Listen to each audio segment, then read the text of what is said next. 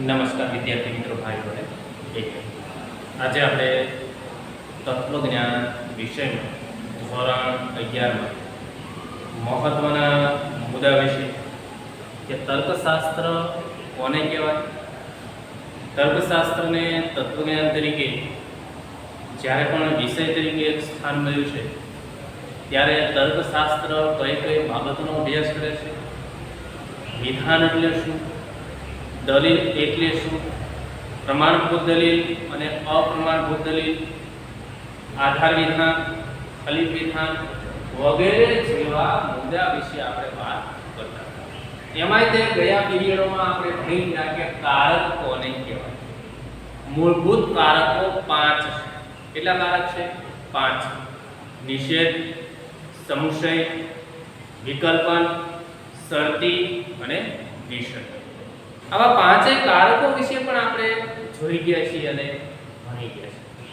હવે આજે આપણે આ કારકના આધારે કોઈ વિધાન રજૂ થયું હોય તો એ સાદું વિધાન છે કે સંયુક્ત વિધાન છે કે જટિલ સંયુક્ત વિધાન છે એ ઓળખવાનો પણ પ્રયત્ન કર્યો।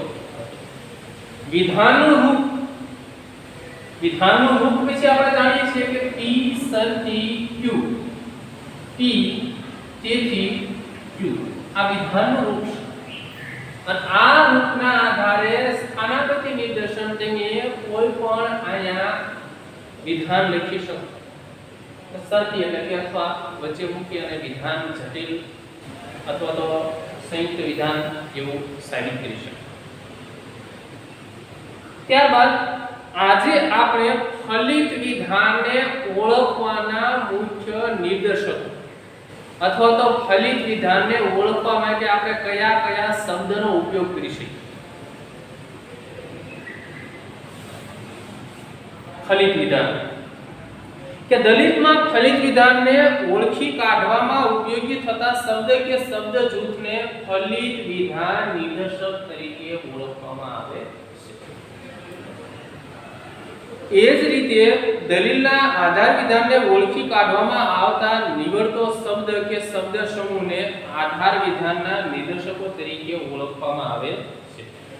હવે શબ્દ સમૂહને ઓળખવા માટે અથવા તો કોઈ પણ વિધાનમાં કયા શબ્દ આવ્યા હોય તો આપણે એને ફલિત વિધાન છે એવું ઓળખી શકીએ તો એને જોઈએ। એથી આ પહેલો શબ્દ કે એથી આવું લખ્યું હોય તો આ ફલિત વિધાનનું નિદર્શન કરે। બીજું આનો અર્થ એ કે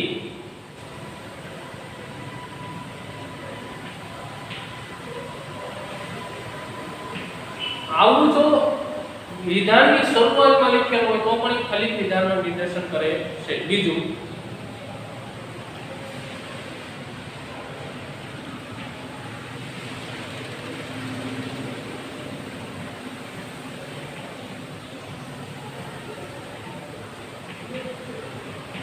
આવું લખ્યું હોય કે આના પરથી એ સ્પષ્ટ થાય છે કે તો પણ ફલિત વિધાનનું નિદર્શન કરે છે।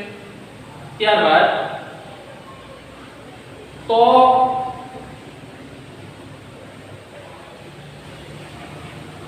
પરિણામે તો પછી એટલે અને એટલા માટે આવા કોઈ પણ શબ્દની રજૂઆત થયેલી હોય વિધાનમાં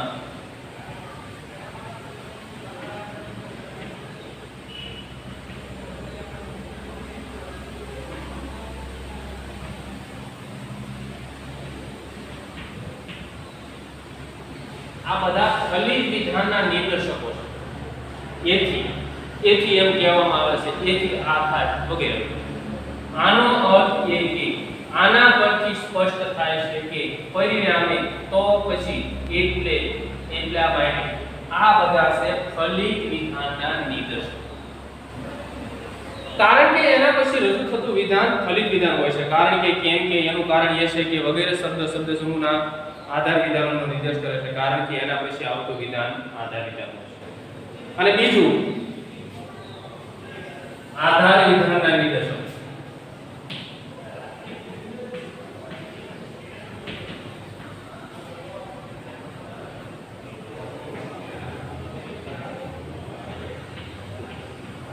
આધાર વિધાનના નિદર્શકો કારણ કે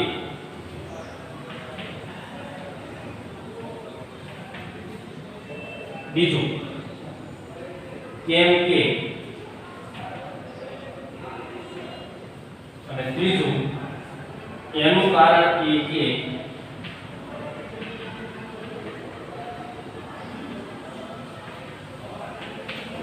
આવા જો ત્રણ શબ્દ રજૂ થયા હોય તો આ આધાર વિધાનનો નિદર્શન. કારણ કે કેમ કે એનું કારણ એ કે આવા કોઈ પણ ત્રણ શબ્દોથી વિધાનની શરૂઆત થતી હોય તો એ આધાર વિધાન રજૂ થયું હોય છે અને આવા શબ્દથી જો વિધાનની રજૂઆત થઈ હોય તો એ ફલિત વિધાનનો નિદર્શન કરે છે. આ ખાસ યાદ રાખજો અને શક્ય હોય તો લેશનના ચોપડામાં લખી રહેજો.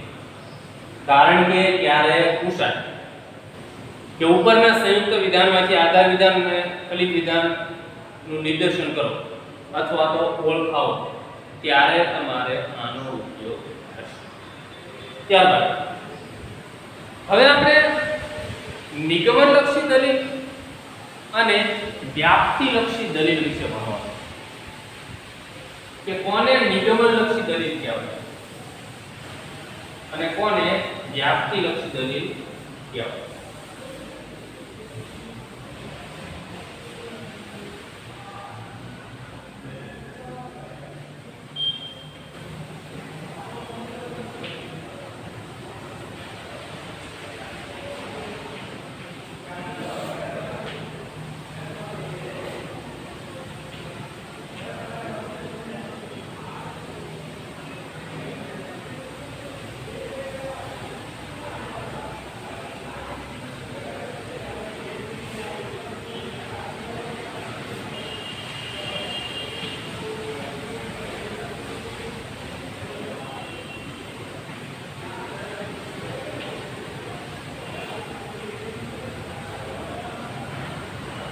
નિગમનલક્ષી દલીલ અને વ્યાપ્તિલક્ષી દલીલનો જ્યારે મુદ્દાની આપણે શરૂઆત કરીએ છીએ ત્યારે થોડું એના વિશે સમજી લઈએ કે નિગમનલક્ષી દલીલમાં કેવું વિધાન રજૂ થયું હોય, વ્યાપ્તિલક્ષી દલીલમાં કેવું વિધાન થયું હોય, આમાં કેવો સંબંધ હોય દલીલ વિશે, આમાં કેવો દલીલ વિશે સંબંધ હોય વગેરે.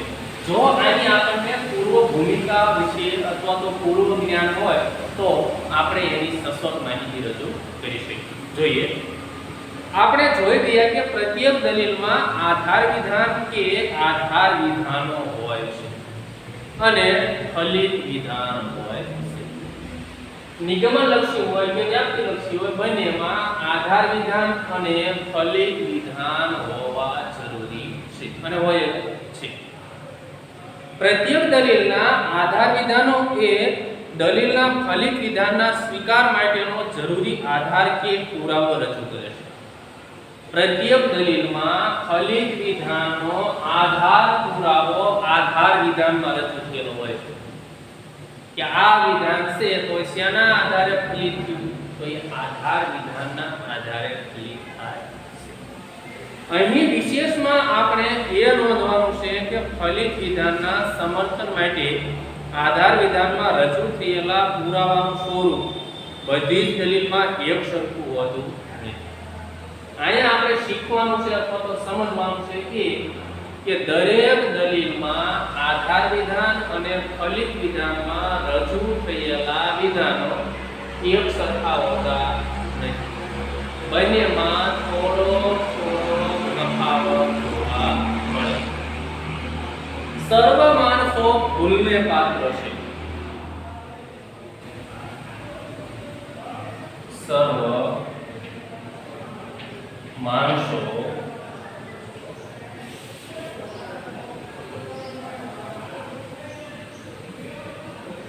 ભૂલને પાત્ર છે. સર્વ માણસો, સર્વ એટલે બધાનો વ્યક્તિ. જયદેવ માણસ છે.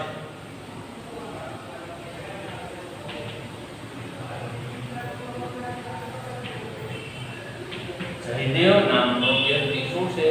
માણસ. એથી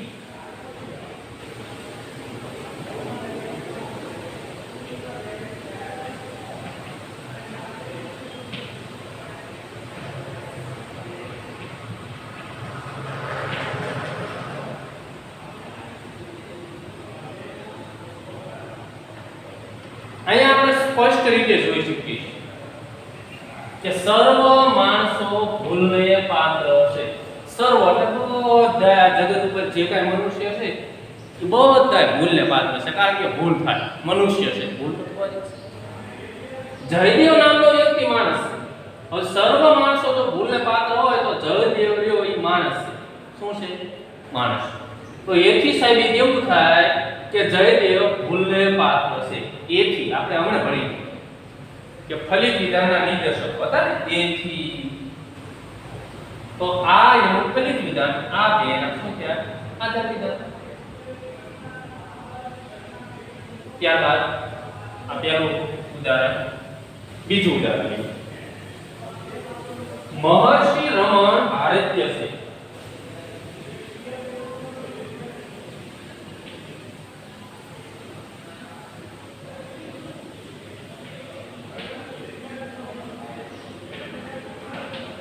મહર્ષિ રમણ ભારતીય છે. મહર્ષિ રમણ તત્વસિંહ છે.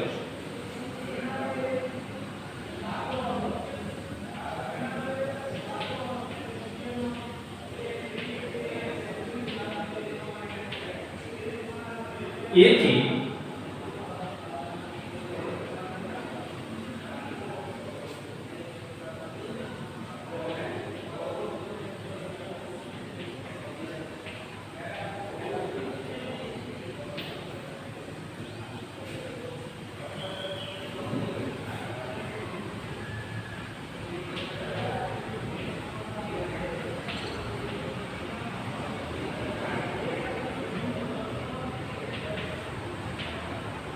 અહીંથી આપણને એવું ફલિત થાય છે કે મહર્ષિ રમણ ભારતીય છે, કે ઇન્ડિયાનો મહર્ષિ રમણ નામનો વ્યક્તિ છે.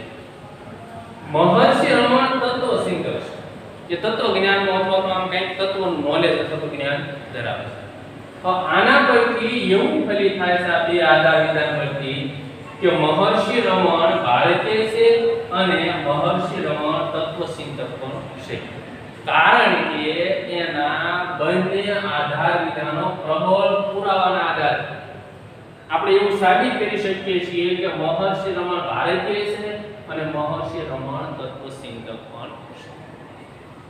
આવી રીતે એને ત્રીજું ઉદાહરણ છે કે શુક્ર ગ્રહ છે અને તે ગોળ છે. શુક્ર નામનો ગ્રહ બધાએ જોયો છે, 10માં ભણી ગયા કે શુક્ર નામનો ગ્રહ છે અને તે ગોળ છે. મંગળ ગ્રહ છે અને ગોળ છે. પૃથ્વી ગ્રહ છે અને ગોળ છે. તેથી સંભવ એવો છે કે સર્વ ગ્રહો ગોળ હશે. તો સંભાવના છે કે મંગળ, શુક્ર, પૃથ્વી આ બધા જે અવકાશમાં રહેલા ગ્રહ છે એ ગોળ છે. આથી સંભાવના એવી રહેલી છે કે સર્વ ગ્રહો ગોળ છે. ગર્ભિતા શબ્દ સચોટ માહિતી નથી, બે ત્રણ જોયા એટલે કદાચ બધા ગોળ હશે એવું એને સાબિત કર્યું. ચોથું, લોખંડ ધાતુ છે અને તે ગરમ કરતા ફૂલે છે. લોખંડ નામની ધાતુ છે એને ગરમ કરતા ફૂલે છે. સુવર્ણ ધાતુ છે અને તે ગરમ કરતા ફૂલે છે. ચાંદી ધાતુ છે અને ગરમ કરતા ફૂલે છે. નિકલ ધાતુ છે અને ગરમ કરતા ફૂલે છે. આથી એવું સંભવિત થાય છે કે સર્વ ધાતુને ગરમ કરો એટલે ફૂલે. આવું અનુમાન કર્યું કે ઉપરની સોનું, ચાંદી, પછી નિકલ, સુવર્ણ આને જો ગરમ કરો તો એ ફૂલે છે. તો બધી ધાતુને ગરમ કરવામાં આવે તો ફૂલતી હશે એવું એને સંભાવના રજૂ કરી. ઉપયુક્ત ચારે દલીલો ધ્યાનપૂર્વક જોતા એ સ્પષ્ટ થશે કે ફલિત વિધાનના સમર્થન માટેના દલીલ 1 અને 2 માં જેટલા પ્રબળ પુરાવા રજૂ થયેલા છે એટલા પ્રબળ પુરાવા આપણે જે મૌલિક બોલ્યા કે બધા ગ્રહો ગોળ છે અને બધી ધાતુને ગરમ કરતા ફૂલે છે એમાં પ્રબળ પુરાવા નહીં. નિગમનલક્ષી દલીલ અને વ્યાપ્તિલક્ષી દલીલને ઉપયુક્ત દલીલોના 1 અને 2 નિગમનલક્ષી દલીલ છે, જ્યારે 3 અને 4 વ્યાપ્તિલક્ષી દલીલ છે. અને બંનેના પ્રકારની દલીલોની વચ્ચેના ભેદને લગતા મુખ્ય મુદ્દાઓ આપણે હવે જોઈએ. તો આના આધારે આપણે એવું નક્કી કરી શકાય કે આ બે પ્રકારના પ્રબળ પુરાવા રજૂ થાય એને કઈ દલીલ કહેવાય? નિગમનલક્ષી. તો આના આધારે આપણે એવું સિદ્ધ કરી શકીએ કે જે વિધાનમાં અથવા તો જે દલીલમાં પ્રબળ પુરાવા અથવા તો સચોટ પુરાવા રજૂ થતા હોય તે દલીલને નિગમનલક્ષી દલીલ કહે. કઈ દલીલ કહેવાય? નિગમનલક્ષી દલીલ. જે દલીલમાં સચોટ પુરાવા અથવા તો પ્રબળ માહિતી રજૂ થયેલી હોય તેને નિગમનલક્ષી દલીલ કહે છે. પણ આની વ્યાખ્યા જોઈએ તો કે જે દલીલમાં સંભાવનાઓ રહેલી, અટકળો રહેલી એને વ્યાપ્તિલક્ષી દલીલ ગણી શકાય. જોઈએ હવે બંને પ્રકારની દલીલના આધાર વિધાન અને ફલિત વિધાન વચ્ચેનો સંબંધ કેવો રહેલો છે.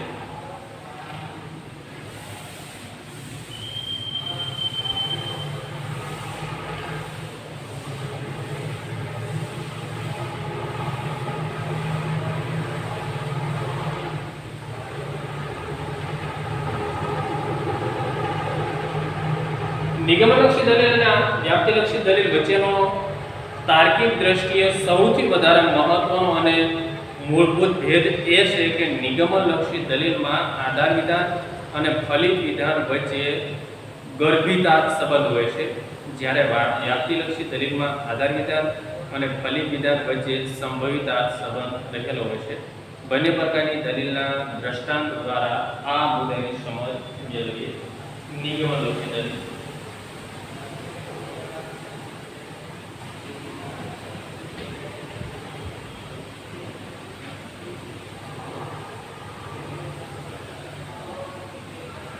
સર્વ સ્ત્રીઓ લાગણીશીલ છે.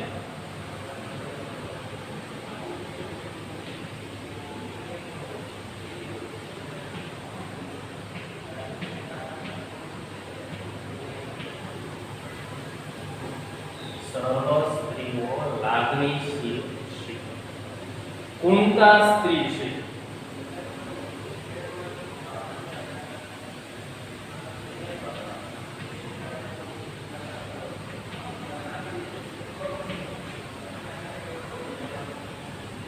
એથી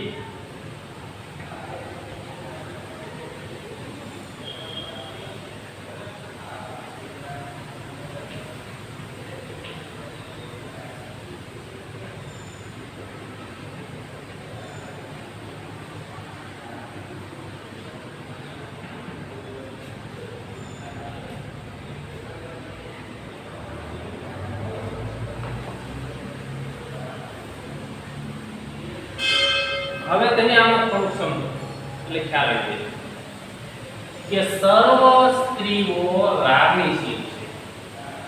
સર્વ બધી સ્ત્રી આ જગત ઉપર અથવા તો આ ધરતી ઉપર જેટલી કાંઈ સ્ત્રી છે એ લાગણી, દયા, પ્રેમ, કરુણા આ બધી આમ ટૂંકમાં શું કહેવાય એના લક્ષણો કે એની વિશેષતા છે. તો સર્વ સ્ત્રીઓ લાગણીશીલ છે. કુંતા નામની શું છે? આ કુંતા સ્ત્રીનું નામ છે, સ્ત્રી છે. સર્વ સ્ત્રીઓ જો લાગણીશીલ હોય તો કુંતા નામની સ્ત્રી આની ફલિત એવું થાય છે કે કુંતા નામની સ્ત્રી પણ લાગણીશીલ છે. આ કયા પ્રકારનું વિધાન છે? એટલે નિગમ. સચોટ માહિતી રજૂ થયેલી છે. ઉદાહરણ સહિત આ બે આધાર વિધાનો છે આ એનું ફલિત વિધાન છે.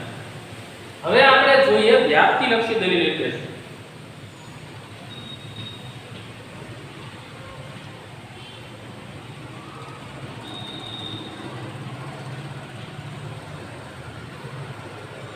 વ્યાપ્તિલક્ષી દલીલમાં પ્રણવ બાળક છે અને રમતિયા છે.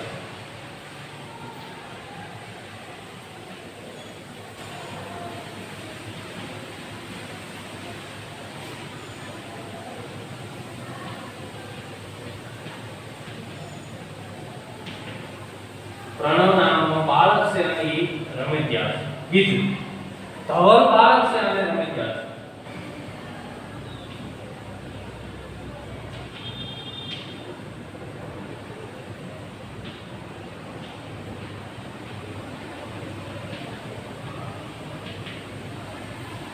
ત્રીજું, જપન બાળક છે અને રમતિયા છે.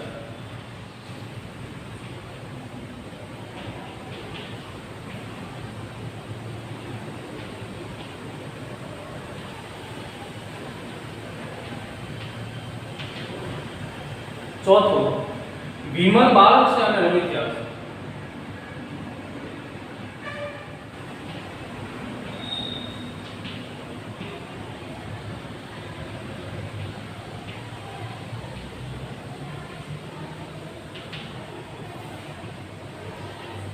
અને પાંચમું, એથી સંભવ છે. આ સંભાવના છે કે સર્વ બાળકો રમતિયા છે.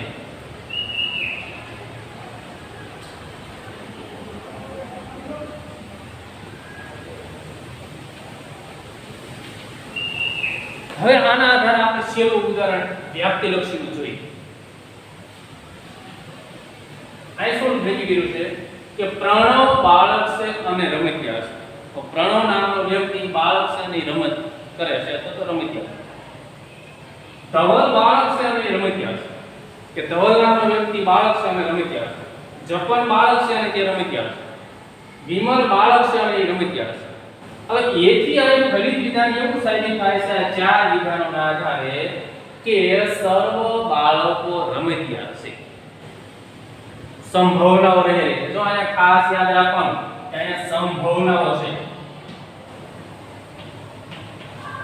કદાચ કોઈ બાળક નો પણ રમતિયા હોય, અહીંયા સંભાવનાઓ રહેલી છે. માટે આવી દલીલને આપણે કઈ દલીલ તરીકે ઓળખીએ છીએ? વ્યાપ્તિલક્ષી. અને જેમાં સસ્વર માહિતી રજૂ થતી હોય, સંભાવના ન હોય પણ ગર્ભિતા સંબંધ રહેલો હોય તેને આપણે નિગમનલક્ષી દલીલ તરીકે ઓળખીએ છીએ. તો આવી રીતે આપણે દલીલના જે કાંઈ મુખ્ય જે કાંઈ કયા એના વિભાગ અથવા તો પ્રકાર પડે છે અને દલીલમાં કયો સંબંધ રહેલો છે, નિગમનલક્ષી દલીલ કે વ્યાપ્તિલક્ષી દલીલ, આ બંનેના ઘણીવાર તમારે આધાર વિધાન અને ફલિત વિધાન સત્ય છે કે અસત્ય એ તમારે જોવું પડશે અથવા તો જાણવું પડશે. બંને પ્રકારની દલીલને સમર્થન અથવા તો પ્રૂફ કયા વિધાનો રજૂ કરે છે એ પણ જાણવું અને જોવું પડશે. જે કાંઈ આધાર વિધાન અને ફલિત વિધાન પ્રૂફ દ્વારા અથવા તો કોઈ આધાર દ્વારા સાબિત થયેલા હોય તો એને પ્રમાણભૂત દલીલ કહેવાય અને નહીંતર અપ્રમાણભૂત દલીલ બને છે. તો નિગમનલક્ષી દલીલ અને વ્યાપ્તિલક્ષી દલીલનો થોડોક આપણે તફાવત વિગતે સમજવાનો પ્રયત્ન કરીએ કે નિગમનલક્ષી દલીલ એટલે કે આધાર વિધાન અને ફલિત વિધાન વચ્ચે ગર્ભિતા સંબંધ હોય છે. તેના આધાર વિધાન સત્ય અને એનું ફલિત વિધાન અસત્ય માનવામાં વ્યાઘાત આવે છે. આનું આધાર વિધાન સત્ય હોય, ફલિત વિધાન અસત્ય હોય એવું સમજવામાં આપણે વ્યાઘાત આવે અથવા તો ખોટું જાણવા મળે છે. આ એનો પહેલો મુદ્દો. બીજો શું છે કે આધાર વિધાન અને ફલિત વિધાન વચ્ચેનો સંભવિત સંબંધ હોય છે. તેથી આધાર વિધાન સત્ય હોય અને ફલિત વિધાન અસત્ય માનવામાં વ્યાઘાત આવતો નથી. આધાર વિધાન સત્ય હોય, ફલિત વિધાન અસત્ય એવું સમજવામાં આપણે વ્યાઘાત આવે, બની શકે નહીં નિગમનલક્ષી દલીલમાં. જ્યારે વ્યાપ્તિલક્ષી દલીલમાં આધાર વિધાન સત્ય હોય, ફલિત વિધાન અસત્ય હોય એવું ક્યારેક બની શકે. આ એનો તફાવતનો પહેલો. બીજો, આધાર વિધાનની સત્યતા ફલિત વિધાનની સત્યતાની પાકી ખાતરી આપે છે. નિગમનલક્ષી દલીલમાં આધાર વિધાન સત્ય હોય તો ફલિત વિધાન એનું સત્ય જ હોય છે. જ્યારે વ્યાપ્તિલક્ષી દલીલમાં આધાર વિધાન સત્ય હોય તો ફલિત વિધાન ક્યારેક અસત્ય બની શકે છે. આ એનો તફાવતનો બીજો મુદ્દો. ત્રીજો મુદ્દો કે ફલિત વિધાન સાબિત થયેલું ગણાય છે કારણ કે આધાર વિધાનમાં રજૂ થયેલા પુરાવા સંપૂર્ણ સચોટ હોય છે. આધાર વિધાન સાબિત થયેલું ગણાય છે કારણ કે આધાર વિધાનમાં અને ફલિત વિધાનમાં રજૂ થયેલા પુરાવા સંપૂર્ણ સાચા હોય છે.